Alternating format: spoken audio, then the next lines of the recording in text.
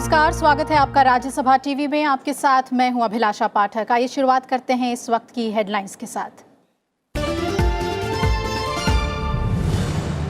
आगामी संसद सत्र के 3 तलाक पर नया विधेयक लाएगी सरकार। केंद्रीय कैबिनेट ने नए बिल को दी मंजूरी। राज्यपाल की रिपोर्ट पर जम्मू कश्मीर में 6 महीने के लिए बढ़ाया गया राष्ट्रपति शासन। केंद्रीय उच्च शैक्षणिक संस्थानों में भरे जाएंगे 7,000 पद।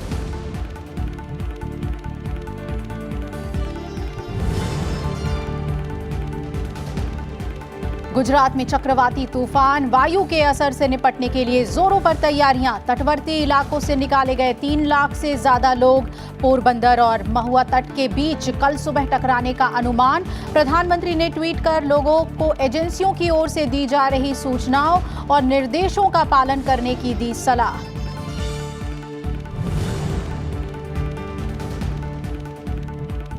पंद्रह जुलाई को तड़के 2:51 पर आंध्र प्रदेश के श्रीहरिकोटा से लॉन्च होगा चंद्रयान-2। इसरो ने जारी की पहली तस्वीर। 6 या 7 सितंबर को चंद्रमा के दक्षिण ध्रुव के पास लैंड करने की उम्मीद।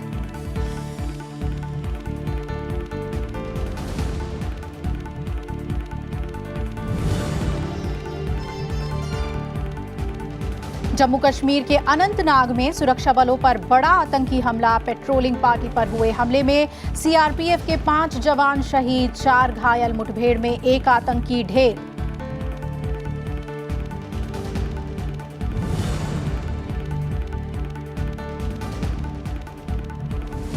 और ब्रिटिश हाई कोर्ट ने भी खारिज की भगोड़े कारोबारी नीरव मोदी की जमानत याचिका। लंदन के वेस्टमिंस्टर कोर्ट में इससे पहले 3 बार खारिज हो चुकी है याचिका। पीएनबी बैंक से 13,000 करोड़ रुपए की धोखाधड़ी का है आरोप।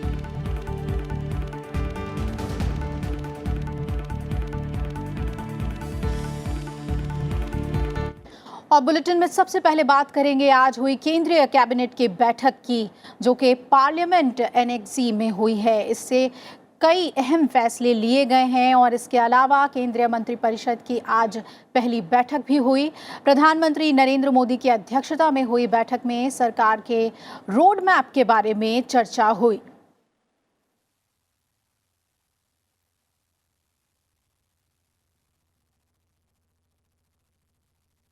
और आपको बता दें कि 3 तलाक के नए बिल पर फैसला लिया गया है इस बैठक में।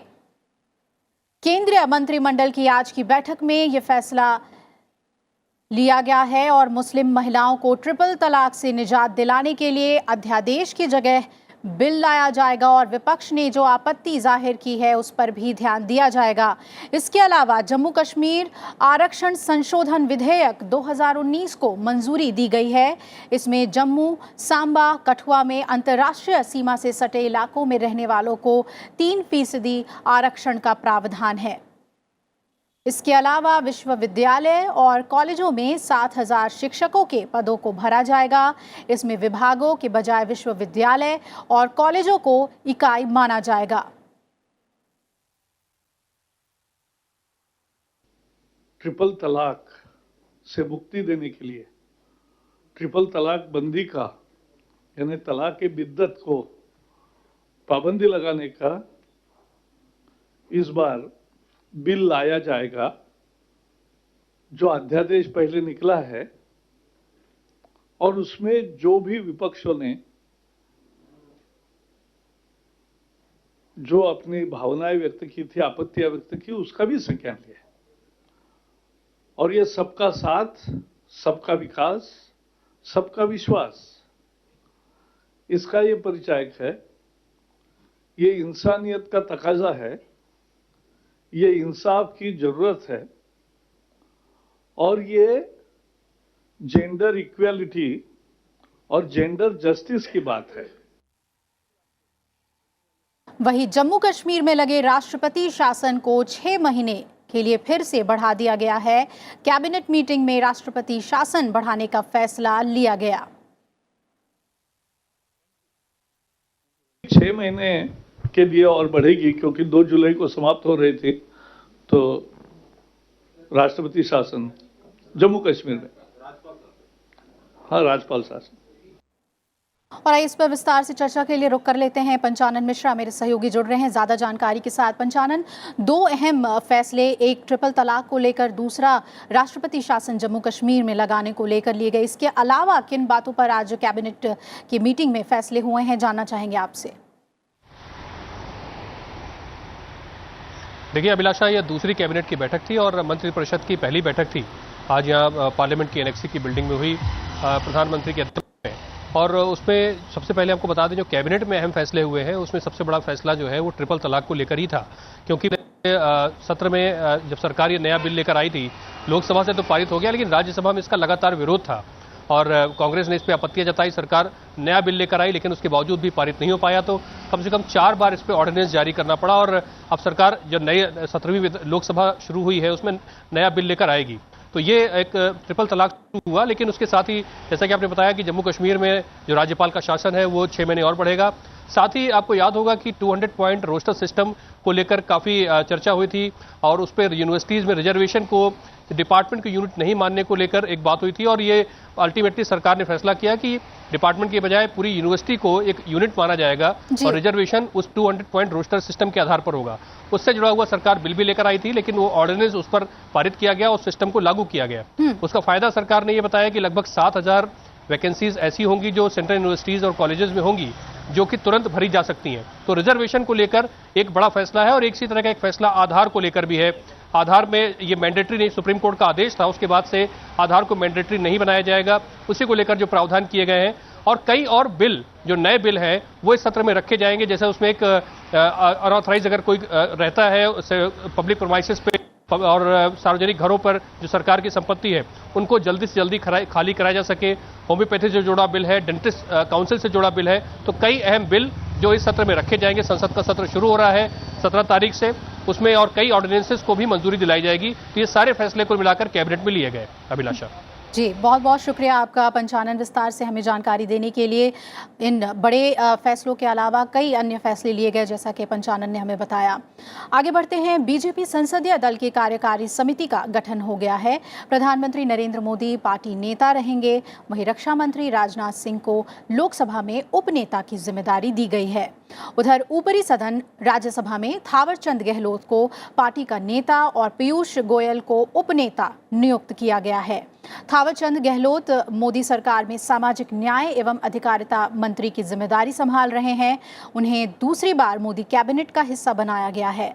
मोदी सरकार के पहले कार्यकाल में भी थावरचंद गहलोत सामाजिक न्याय एवं अधिकारिता मंत्री रहे हैं, जबकि राज्यसभा सांसद पीयूष गोयल रेल मंत्रालय के अलावा वाणिज्य और उद्योग मंत्रालय का भी कार्यभार संभाल रहे हैं।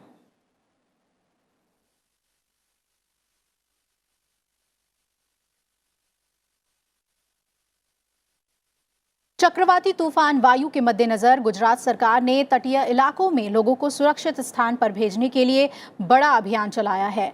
जानकारी के मुताबिक प्रदेश सरकार ने 10 जिलों की पहचान कर वहां से 3 लाख से ज्यादा लोगों को सुरक्षित जगहों पर पहुंचा दिया है। मौसम विभाग ने चक्रवाती तूफान वायु को बेहद भीषण श्रेणी में रखा है। गुजरात के तटीय इलाकों की ओर से तेजी से बढ़ रहे चक्रवाती तूफान वायु से निपटने के लिए सुरक्षा इंतजाम युद्ध स्तर पर चलाए जा रहे हैं। कच्छ और सौराष्ट्र समेत तटीय क्षेत्रों में रहने वाले लोगों को सुरक्षित स्थानों पर भेजने का काम प्रशासन की ओर से लगातार जारी है। राज्य सरकार ने 10 जिलों को चिन्हित किया है जहां गुरुवार को टकराने के बाद वायु तूफान का ज्यादा असर देखने को मिल सकता है। ये जिले हैं कच्छ, मोरबी, जामनगर, जूनागढ़, देवभूमि द्वारका, पोरबंदर, राजकोट, अमरेली, भावनगर और गिर सोमनाथ।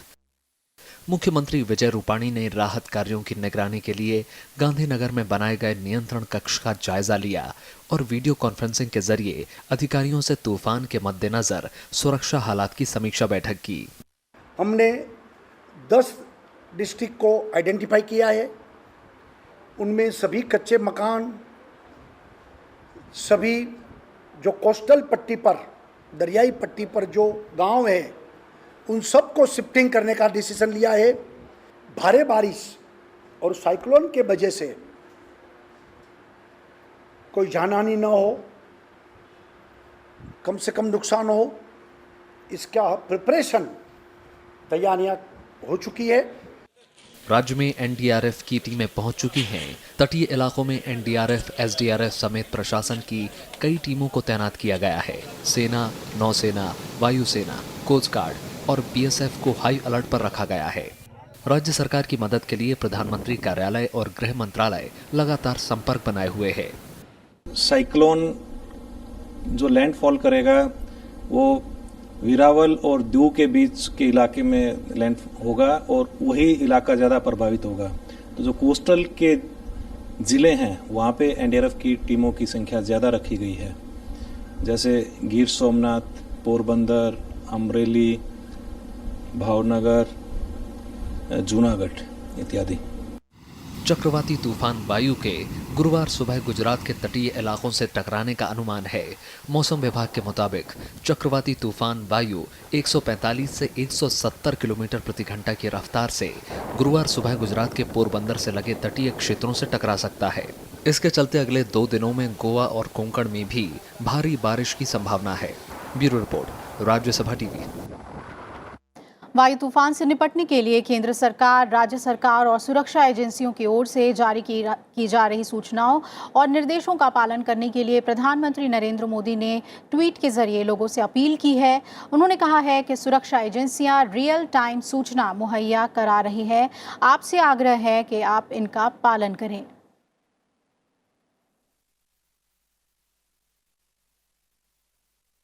प्रधानमंत्री ने एक अन्य ट्वीट में कहा कि केंद्र सरकार स्थिति पर बारीकी से नजर रखे हुए है, निगरानी कर रही है। एनडीआरएफ और अन्य सुरक्षा एजेंसियां हर संभव मदद करने के लिए तत्परता से काम कर रही हैं।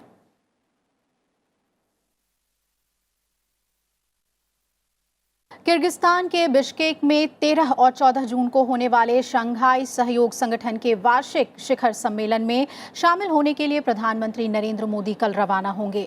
लगातार दूसरी बार सत्ता में आने के बाद प्रधानमंत्री की ये पहली बहुपक्षीय बैठक होगी जिसमें वो भाग लेने जा रहे हैं। रूस के राष्ट्रपति व्लादिमीर पुतिन और चीन के राष्ट्रपति शी जिनपिंग से द्विपक्षीय बैठक के अलावा उनकी एससीओ के दूसरे सदस्य देशों के प्रमुखों से भी बातचीत का कार्यक्रम है। शंघाई सहयोग संगठन सम्मेलन में हिस्सा लेने के लिए प्रधानमंत्री नरेंद्र मोदी 13 जून को किर्गिस्तान की राजधानी बिश्केक पहुंचेंगे। इसके बाद वो सम्मेलन से इतर रूस के राष्ट्रपति व्लादिमीर पुतिन और चीन के राष्ट्रपति शी जिनपिंग से द्विपक्षीय बैठक भी करेंगे। इस दौरान प्रधानमंत्री नरेंद्र मोदी मध्य एशियाई देशों के साथ विकास और सहयोग बढ़ाने पर चर्चा करेंगे। इन बैठकों का मकसद इस महीने के आखिर में ओसाका में होने वाले G20 शिखर सम्मेलन का एजेंडा भी तय करना है। India joining the SCO makes SCO a very important organization with 3 very large countries, Russia, India and China. They are the members. India can now bring many new ideas with the member countries there. SCO सम्मेलन में आतंकवाद और अलगाववाद बड़ा मुद्दा होगा क्योंकि ये सदस्य राष्ट्रों के बीच सहयोग में बड़ी रुकावट और शांति के लिए खतरा बना हुआ है। Typically the summit settings are meant to discuss the global security situation, multilateral economic cooperation, people to people exchanges and other topical issues. Shanghai सहयोग परिषद सम्मेलन में कनेक्टिविटी के मुद्दे पर चर्चा होने वाली है। एससीओ की कामयाबी के लिए सड़क और हवाई संपर्क प्रमुख महत्व रखते हैं, लेकिन पाकिस्तान एससीओ राष्ट्रों तक भारत की पहुंच में रुकावट है, जिससे संगठन अपनी पूर्ण व्यापार क्षमता का इस्तेमाल नहीं कर पा रहे हैं। I think Afghanistan will be one issue that they will be discussing. Connectivity will be another issue. Terrorism, countering separatism, extremism and terrorism. This has been a forte of the Shanghai Cooperation Organization. Then, of course, there are issues of economic cooperation, trade cooperation, etc. So, it's a very wide agenda that they would be discussing. SCO सम्मेलन की शुरुआत राष्ट्र प्रमुखों के group photograph से होगी। इसके बाद सदस्य देशों के नेताओं की बैठक होगी। सम्मेलन के दौरान प्रतिनिधिमंडल की वार्ता होगी, जिसमें पर्यवेक्षक देश भी शामिल होंगे। आखिर में दस्तावेजों पर हस्ताक्षर किए जाएंगे। मध्य एशियाई देशों के साथ जुड़ने के लिए भारत के लिए एससीओ एक अहम मंच साबित हुआ है। 2017 में भारत और पाकिस्तान को संगठन का पूर्ण सदस्य बनाए जाने के बाद शंघाई सहयोग संगठन की ये दूसरी बैठक है। संगठन के 8 सदस्य देशों में दुनिया की 42% आबादी, 22% जमीन और जीडीपी में 20% की हिस्सेदारी है। इस बार का एससीओ समिट काफी धमाकेदार साबित हो सकता है, खास करके इसलिए कि जिस तरीके से भारत ने आतंकवाद के खिलाफ पूरी दुनिया में माहौल बनाया है और जिस तरीके से कनेक्टिविटी इस पूरे इलाके के विकास में एक बड़ा रोड़ा बनकर उभरा है, और इसलिए भी कि जिस तरीके से अमेरिका और चीन के बीच चल रहे व्यापार युद्ध ने पूरी दुनिया को सख्ते में डाल रखा है, वैसे में देखना होगा कि एससीओ समिट में शामिल नेता क्या बीच का कोई रास्ता निकाल सकते हैं ताकि इस पूरे इलाके को आतंकवाद से भी मुक्ति मिले और व्यापार को भी एक इस तरीके से चलाया जाए ताकि सभी देशों की उचित भागीदारी हो सके। राज्यसभा टेलीविजन के लिए कैमरा पर्सन योगेश अग्रवाल के साथ बिश्केक से मैं अखिलेश सुमन। रणनीतिक लिहाज से मध्य एशियाई देश किर्गिस्तान काफ़ी अहमियत रखता है। किर्गिस्तान में भारत के राजदूत आलोक डिमरी ने कहा है कि प्रधानमंत्री की यात्रा से व्यापार, वाणिज्य और कारोबार जैसे क्षेत्रों में संबंध और अधिक मजबूत होंगे। उनसे बात की हमारे संवाददाता अखिलेश सुमन ने। किर्गिस्तान में भारत के राजदूत आलोक डिमरी हमारे साथ हैं।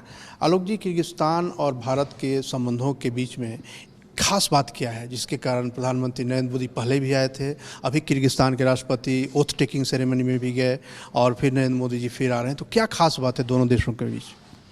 देखिए, आपने खास बात पूछी है तो सबसे पहले तो ये कि हम भारत और किर्गिज़ रिपब्लिक हम एक सिविलाइजेशनल नेबर रहे हैं।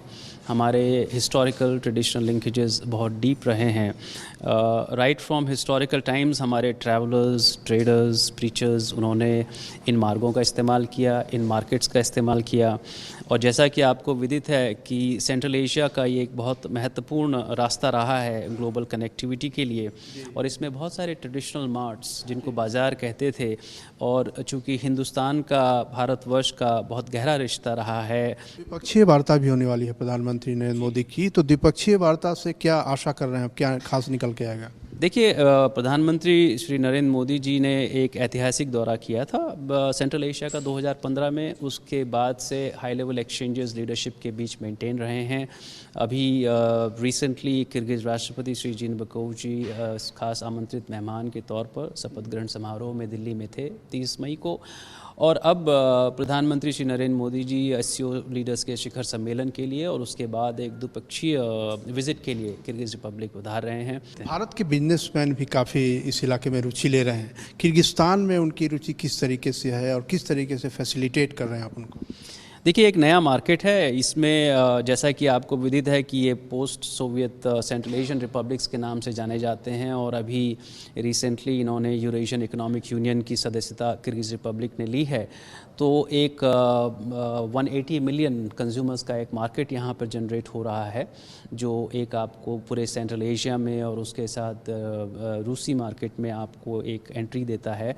और एक अपॉर्चुनिटी है जो हमारी इंडियन बिजनेस कम्युनिटी भारत की जिस बात को लेकर के एक्साइटेड है, वो इसको एक्सप्लोर करना चाहते हैं। और मैं आपको बताना चाहूँगा कि 14 की आफ्टरनून को एक India Kyrgyz joint business forum का आयोजन किया जा रहा है, जिसके लिए एक बिजनेस डेलीगेशन दिल्ली से आ रहा है और किर्गिज़ साइड ने भी उसकी पूरी तैयारियां की हैं। तो एक प्रोसेस शुरू हो चुका है हमारी बिजनेस कम्युनिटी को साथ लाने का। राज्यसभा टेलीविजन के लिए कैमरा पर्सन योगेश अग्रवाल के साथ बिश्केक से अखिलेश सुमन।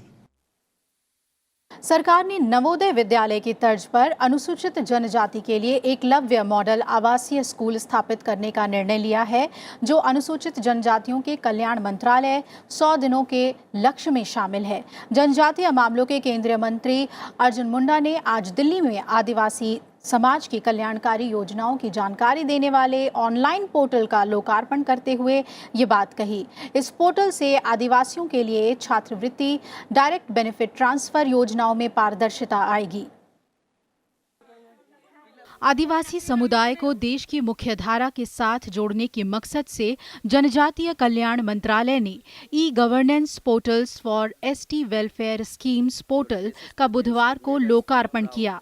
जनजातीय मामलों के मंत्री अर्जुन मुंडा और राज्य मंत्री रेणुका सिंह सरुता ने इसे लॉन्च किया। इस मौके पर केंद्रीय जनजातीय मंत्री ने कहा कि इस पोर्टल के जरिए आदिवासी छात्रों की तरक्की और सरकार की सुविधाओं का लाभ मिल रहा है या नहीं, इसकी जानकारी मिलेगी। देश के कोई भी नागरिक किसी भी क्षेत्र में रहने वाला हो, उन्हें मूलभूत आवश्यकता के साथ यह सुनिश्चित कर सके कि वह क्वालिटी लाइफ को लीड कर रहा है। इस पोर्टल पर जनजातीय समाज के कल्याण के लिए चल रही केंद्र सरकार की छात्रवृत्ति और डायरेक्ट बेनिफिट ट्रांसफर जैसे योजनाओं की जानकारी मिल सकेगी। पोर्टल के जरिए आदिवासियों के लिए काम कर रहे एनजीओ को भी जोड़ा जाएगा। आगामी दिनों में हम इसके साथ ही ये ट्रैक करने की कोशिश करेंगे कि जो इस मंत्रालय से लाभान्वित हो रहे हैं और शिक्षा प्राप्त कर रहे हैं, वो कहाँ जा रहे हैं, उसे हमें ट्रैक करना है कि वो उस स्थान पर पहुंचने में सफल हो रहे हैं या नहीं, या उसका प्रतिशत क्या है। इस पोर्टल से आदिवासी छात्रों और अन्य लाभार्थियों को मिलने वाली योजनाओं के अमल के बारे में पारदर्शिता आएगी। अनु दीवान, राज्यसभा टीवी। नीति आयोग की गवर्निंग काउंसिल की बैठक 15 जून को दिल्ली में होनी है। नीति आयोग के उपाध्यक्ष राजीव कुमार ने आज बताया कि राज्यों के प्रतिनिधित्व वाली संचालन समिति की इस बैठक में देश में सूखे की स्थिति से लेकर किसानों की आमदनी बढ़ाने और पानी की उपलब्धता पर खास चर्चा होगी। पश्चिम बंगाल की मुख्यमंत्री ममता बनर्जी से बैठक में शामिल होने के लिए नीति आयोग की ओर से फिर अपील की गई है। प्रधानमंत्री नरेंद्र मोदी की अध्यक्षता में 15 जून को नीति आयोग की गवर्निंग काउंसिल की राष्ट्रपति भवन में बैठक होनी है। इसमें सभी राज्यों के मुख्यमंत्रियों और केंद्र शासित प्रदेशों के प्रमुखों के साथ कई केंद्रीय मंत्री भी शामिल होंगे। नीति आयोग के उपाध्यक्ष राजीव कुमार ने बताया कि इस बैठक में कम बारिश की स्थिति के मद्देनजर किसानों के मुद्दों के अलावा जल संरक्षण और कृषि उत्पादों के लिए बेहतर बाजार खोजने जैसे प्रमुख विषय होंगे। साथ ही नक्सल पीड़ित इलाकों में विकास की गति तेज करने पर भी चर्चा होनी है। बड़ा मुद्दा यही है कि हम कैसे रेन वाटर हार्वेस्टिंग करें, कैसे इरिगेशन में उसका काम उसको और एफिशिएंट चलाएं, रिवर बेसिन डेवलपमेंट हो, वाटरशेड डेवलपमेंट हो। तो एक तो बहुत बड़ा मुद्दा यही है। और दूसरा, जैसा आपने कहा कि किसानों को लेकर ये कि उनको कितनी ज़्यादा हम फ्लेक्सिबिलिटी दे सकते हैं कि वो अपने उत्पादन को जहाँ मर्जी आए बेचें, और जिसकी वजह से जो हमारा जो ये जो एक्ट है हमारा APMC एक्ट, उसकी जगह हम दूसरा कोई एक्ट लाएं। हमने मॉडल बना भी लिया है। नीति आयोग की गवर्निंग काउंसिल दरअसल राज्यों के प्रतिनिधित्व वाली संस्था है, जिसमें राज्यों के मुख्यमंत्री भी राज्य से जुड़ी समस्याओं और योजनाओं पर चर्चा करते हैं। नीति आयोग के मुताबिक राज्यों की सलाह पर नीतियां तैयार होंगी और उनके सुझाव पर अमल भी किया जाएगा। नीति आयोग ने पश्चिम बंगाल की मुख्यमंत्री ममता बनर्जी से बैठक में फिर शामिल होने की अपील की है। हर मुख्यमंत्री को समय होता है कि वो अपनी बात रखे, अपने सुझाव दे, और हो सकता है उनमें से कुछ लोग प्रेजेंटेशन भी लेके आएँ, मगर प्रत्येक मुख्यमंत्री, क्योंकि वो हमारे माननीय सदस्य हैं गवर्निंग काउंसिल के, वो हमको अपने सुझाव देते हैं और मार्गदर्शन देते हैं। नीति आयोग की ये बैठक ऐसे समय पर हो रही है जब कृषि पर कम बारिश का बुरा असर पड़ने की आशंका है और कई राज्य इस चिंता से गुजर रहे हैं। नीति आयोग की गवर्निंग काउंसिल आकांक्षी जिलों के कार्यक्रम से जुड़ी उपलब्धियों और चुनौतियों पर भी विचार विमर्श करेगी। अपने दूसरे कार्यकाल में प्रधानमंत्री नरेंद्र मोदी नीति आयोग की गवर्निंग काउंसिल की पहली बार अध्यक्षता करेंगे। इस गवर्निंग काउंसिल में राज्यों का विशेष प्रतिनिधित्व होता है और उनका प्रेजेंटेशन भी होता है। इस नीति आयोग की गवर्निंग काउंसिल में किसानों से जुड़े मुद्दे और साथ ही पीने के पानी की जो समस्या है उनसे जुड़े मुद्दे पर खास बातचीत होगी। दिल्ली में कैमरामैन ओम प्रकाश के साथ पंचानन मिश्रा, राज्यसभा टीवी। इसरो चंद्रमा पर भेजे जाने वाले चंद्रयान 2 का प्रक्षेपण अगले महीने की 15 तारीख को करेगा। ये प्रक्षेपण तड़के 2:51 पर किया जाएगा। इस अभियान के तहत चंद्रयान को 6 या 7 सितंबर को चंद्रमा की सतह पर उतारा जाएगा। इसरो ने अपने महत्वाकांक्षी मिशन चंद्रयान 2 लूनर क्राफ्ट की पहली तस्वीर को जारी करते हुए इसकी लॉन्चिंग की तारीख का ऐलान कर दिया है। GSLV Mark 3 प्रक्षेपण यान से 15 जुलाई को सुबह 2:51 पर इसे लॉन्च किया जाएगा। Now ISRO has firmed up the date of launch. It is July 15, early morning, 2 hours 51 minutes is the time of the Chandrayaan mission. The GSLV will be traveling towards eastward, and within 15 minutes it will inject the composite body into a eccentric orbit. अंतरिक्ष यान का वजन 3.8 ton है। चंद्रयान में 3 module, orbiter, lander और rover शामिल हैं। Orbiter पर 13, लैंडर पर 3 और रोवर पर 2 पेलोड होंगे। चंद्रयान 2 के 6 या 7 सितंबर को चंद्रमा पर उतरने की संभावना है। ऑर्बिटर चंद्रमा का 1 साल तक चक्कर लगाएगा, वहीं लैंडर के जरिए चंद्रमा के दक्षिणी ध्रुव पर आसानी से उतरेगा और रोवर चंद्रमा की सतह पर खनिज पर प्रयोग करेगा। And the day we are going to land is either September 6th or 7th.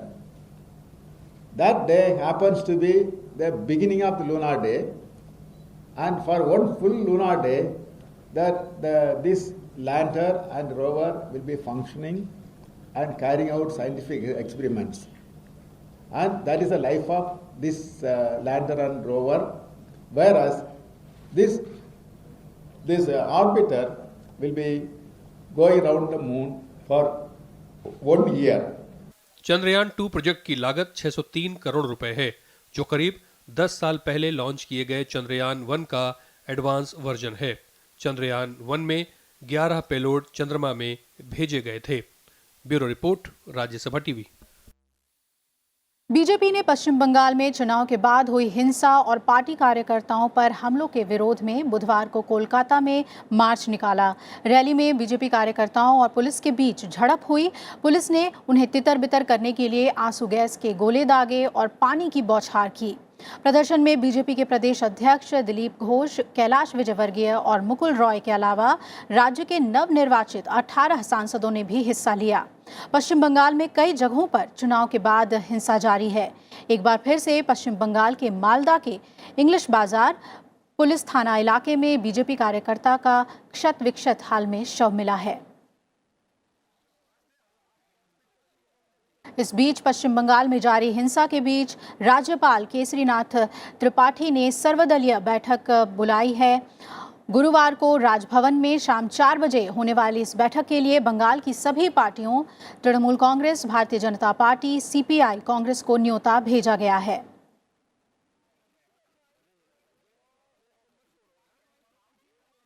PNB धोखाधड़ी के आरोपी भगोड़े हीरा कारोबारी नीरव मोदी को ब्रिटेन हाई कोर्ट से भी राहत नहीं मिली है। मामले की सुनवाई के दौरान लंदन के रॉयल कोर्ट्स ऑफ जस्टिस ने नीरव मोदी को जमानत देने से इनकार कर दिया है। नीरव मोदी की चौथी बार जमानत याचिका खारिज हुई है। इससे पहले वेस्टमिंस्टर कोर्ट लगातार 3 बार उसकी जमानत याचिका खारिज कर चुका है। लंदन हाई कोर्ट के इस फैसले के बाद नीरव को फिलहाल जेल में ही रखना होगा। ब्रिटेन हाई कोर्ट ने भगोड़े नीरव मोदी की जमानत याचिका पर मंगलवार को फैसला सुरक्षित रख लिया था। नीरव ने वेस्टमिंस्टर कोर्ट के फैसले को हाई कोर्ट में चुनौती दी थी। नीरव मोदी पर पीएनबी बैंक से 13,000 करोड़ रुपए की धोखाधड़ी का आरोप है। मामला उजागर होने के बाद नीरव देश छोड़कर ब्रिटेन फरार हो गया था। एनआईए ने आईएस मॉड्यूल्स की तलाश में आज तमिलनाडु के कोयम्बटूर शहर में 7 जगहों पर छापेमारी की है। इस आईएस मॉड्यूल का सरगना श्रीलंका में ईस्टर के दिन बम धमाका करने के आरोपी हमलावर जहरान हाशिम से काफी प्रभावित है। एनआईए ने इस संबंध में एक नया मामला दर्ज किया है। उधर जम्मू कश्मीर के अनंतनाग में आतंकवादियों ने सुरक्षा बलों की टीम पर आज हमला किया।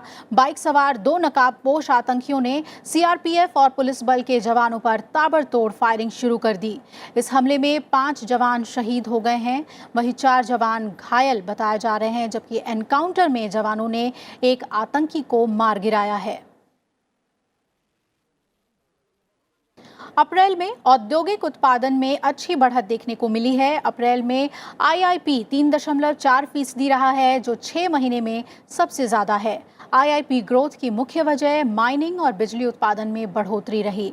पावर सेक्टर की ग्रोथ अप्रैल में 6% रही, जबकि बीते साल अप्रैल महीने में इसकी ग्रोथ 2.1% रही थी। इसी के साथ इस बुलेटिन में फिलहाल इतना ही। आप जुड़े रहिए राज्यसभा टीवी के साथ। नमस्कार।